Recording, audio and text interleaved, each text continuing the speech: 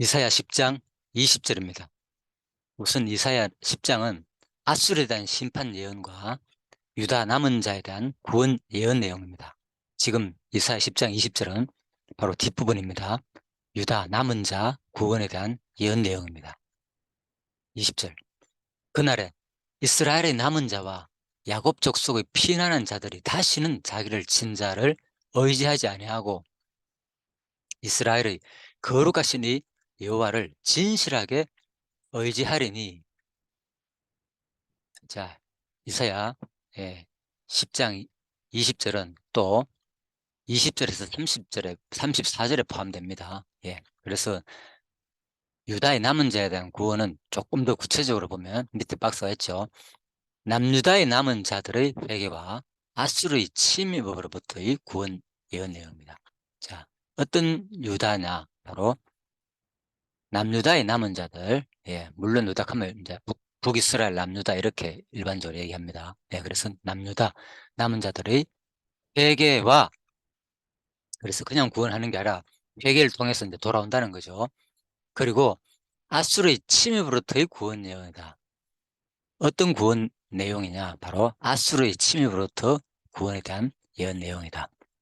그 가운데 바로 첫 번째 20절에서 23절 부분입니다. 남유다의 남은 자들이 하나님께 돌아와 대회개 운동을 할 것에 대한 예언 내용이다. 자, 먼저 앞선 5절에서 19절 단락은 여호와의 심판 도구에 불과했으나 이러한 자신의 신분을 망각하고 여호와의 의도와 절대 주권을 무시한 아수르에 대한 심판이 예언되었습니다. 자신의 신분을 망각했기 때문에 이스라엘을 그냥 몽둥이와 지팡이로 하나님께 사용하라 그랬는데, 자기들은 도를 넘어가지고 자기가 마치 권력이 있어가지고 주변 국가를 다 치버리고 또 잔혹하게 특히 이제 북이스라엘도 치버리는 그러한 상황을 볼 때 하나님께서는 이미 도를 넘어서 가지고 마치 자기가 하나님만이 아도나이인데 자기를 아도나이로 표현하면서 이렇게 자신의 신분을 망각한 아수르를 비록 하나님의 도구로 사용했지만 결과적으로 또 그들을 치시겠다는 내용입니다. 이제 본데리아 34절에서는 아수르의 침략과 연관하여 남유다의 남은 자들의 회개와 남유다의 구원을 예언합니다. 그래서 어떤 자들이 구원하느냐, 어떤 자들을, 남유다를 구원하는데 바로 남자의 남은 자들, 남은 자들은 바로 회개하고 돌이키는 사람을 말하죠. 그들을 하나님께서 구원하신다는 예언 내용입니다. 그 가운데 본절부터 23절까지는 아수르에 대한 심판이 끝난 후에 일어날 일을 예언하는 분이죠. 남유다의 남은 자들이 여호와 하나님을 진실히 의지하고 그에게로 돌아올 것과 나머지는 다 멸망할 것을 예언하고 있습니다. 본문에서는 그 시점이 바로 그날, 즉 염하우라고 표현되어 있습니다. 그래서 이는 특별히 정해진 날로서 장차 다가올 한 날을 의미합니다. 여기서는 문맥을 감안할 때 아수르가 여호와에 의해 심판을 받은 후의 때를 지칭합니다. 이스라엘의 남은 자와 야곱 족속의 피난한 자들은, 자, 그 다음에 이제 그날 다음에 빨간 글씨 있죠. 이스라엘의 남은 자와 야곱 족속의 피난한 자들. 이것들은 이제 피난한 자들의 동일한 의미를 나타내고 있습니다. 이스라엘의 남은 자나 야곱 족속이나 동일한 의미라는 것입니다. 즉, 아수르의 잔혹한 침략에도 불구하고 하나님의 택한 백성 가운데 생명을 보존한 남은 자가 있다는 사실을 강조하기 위하여 이러한 반복적 표현을 사용했던 것입니다. 그리고 여기서 족속에 해당하는 베트는 문자적으로 집이라는 의미로서 벳, 그 말이죠. 집이라는 의미로서 야곱의 후손으로 이루어진 12지파 모두를 포괄하고 있습니다. 그런 측면에서 이스라엘과 야곱 족속은 남유다뿐 아니라 북이스라엘까지 포괄하며 하나님의 백성 모두를 지칭합니다. 즉, 그들 중 남은 자들과 피난한 자들은 국가의 패망 후에도 생존한 자들을 가리키는데, 이들은 여호와의 의를 버리지 않은 자들입니다. 사실 북이스라엘이 아수르에 망하고 BC 722년에 남유다마저 바벨론에 의해 가지고 586년에 망한 후에 얼마의 시간이 흘러 포로 기한이 1차에 이루어지고 또 537년, 458년, 444년까지 1, 2, 3차로 계속 이루어지죠. 이때 귀환 난민들은 남유다 출신들이 주류를 이루었지만은 세 차례 이렇게 이루어진단 말입니다. 북이스라엘 출신들은 북이스라엘 출신들도 다소 포함되어 있었습니다. 예. 그러니까 일반적으로 이제 바벨론에서 유수 돌아온다 그럴 때 남쪽 유다 백성들만 돌아오는 게 아니라 그때 북이스라엘 백성들도 다 돌아온단 말입니다. 일부가. 이들은 함께, 특히 베냐민 지파가 많이 돌아오죠. 이들은 함께 돌아와 성전을 재건하고 신정 공동체를 회복하였던 것입니다. 그럼에도 불구하고 남유다 왕국의 남은 자들이 귀환민들의 주축을 이룬다는 점에서 본달락이 남유다의 남은 자들의 회개와 회복을 다루는 것이라 할 수 있겠습니다. 뒷부분입니다. 자기를 친자를 의지하지 아니하고 이스라엘의 거룩하시니 여호와를 진실하게 의지하리니. 하나님의 백성은 만군의 여호와 하나님을 의지함으로 모든 난관을 해결할 수 있습니다. 그러나 역사 속의 선민 이스라엘 백성은 세상 나라를 자주 의지하였습니다. 본문은 이러한 상황을 염두에 두고 자신들이 의지하였던 나라들이 하나님의 심판으로 힘없이 무너지는 것을 보고 인간 나라를 의뢰하는 불신앙에서 돌아설 것을 예언한 것입니다. 본 예언이 있은 후 건동의 정세는 매우 빠르게 변화했습니다. 연일 승승장구하던 아수르는 바벨론에 의하여 BC 612년에 수도 니느웨의 함락으로 힘을 잃었고 바벨론은 BC 539년에 메대 바사 연합군에 의하여 멸망하였습니다.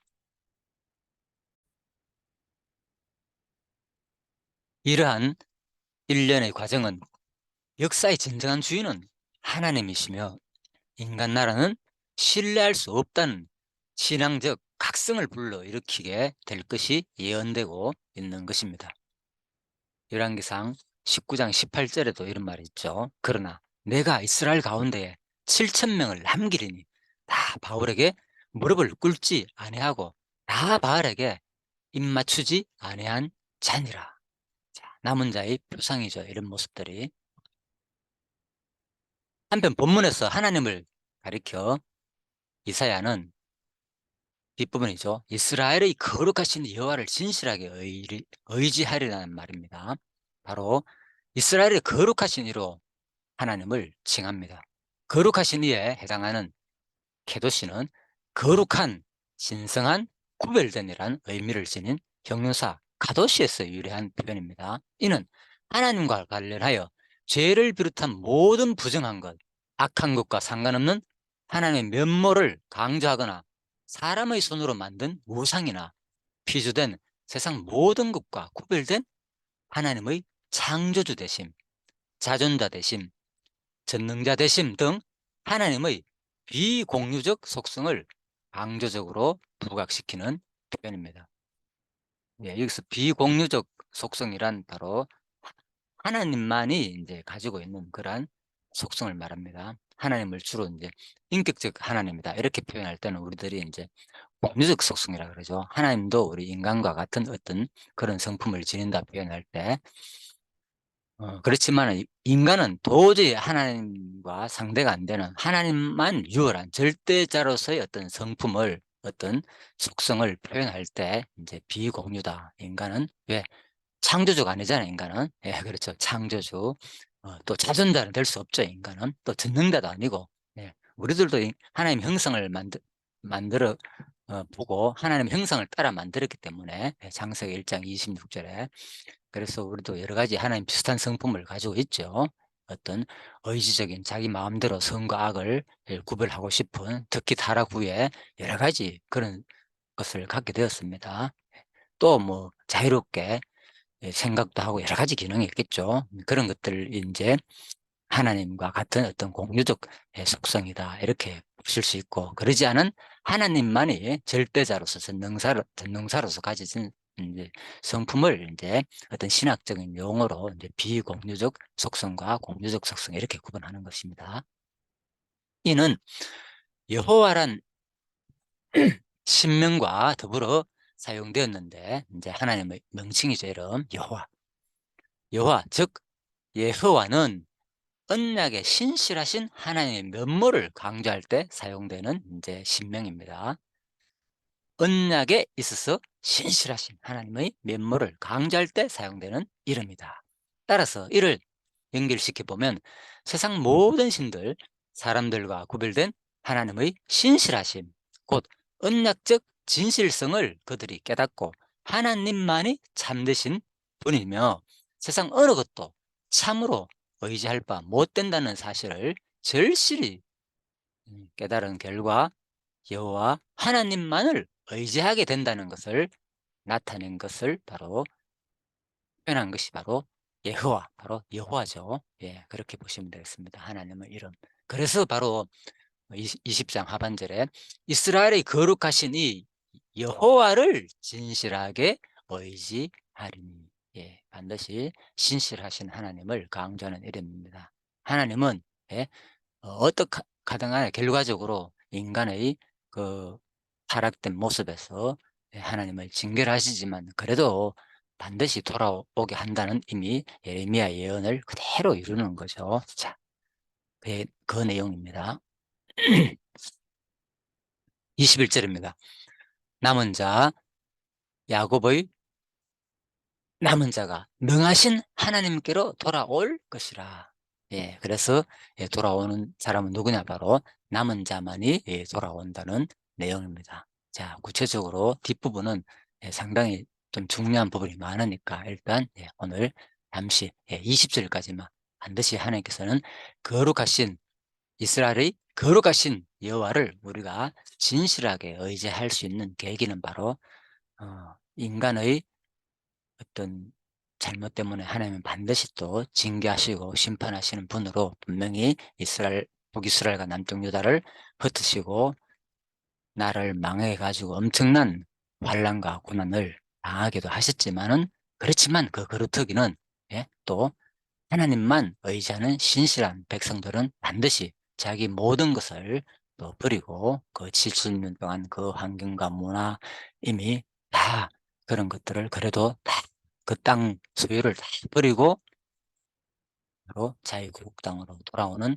그 모습들은 마치 우리가 이 땅을 모든 것을 다 버리고 결국은 영원한 하늘나라로 우리가 택한 백성은 반드시 가게 된다는 것에 대한 모형적인 사건으로 볼 수가 있겠습니다. 그래서 이 땅에 미련을 우리는 둘 수가 없습니다. 반드시 영원한 하늘나라로 돌아가는 참된 회개로서 세상의 모든 것을 버리고 오직 여호와만 믿고 의지한 자만이 바로 천국 백성이 될 수 있다는 것을 이사야 10장 20절에서 바로 말씀해 주는 내용입니다.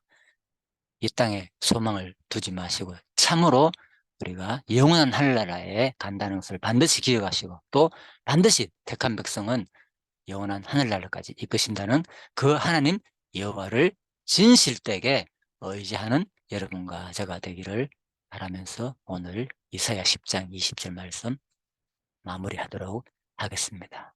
예, 수고하셨습니다.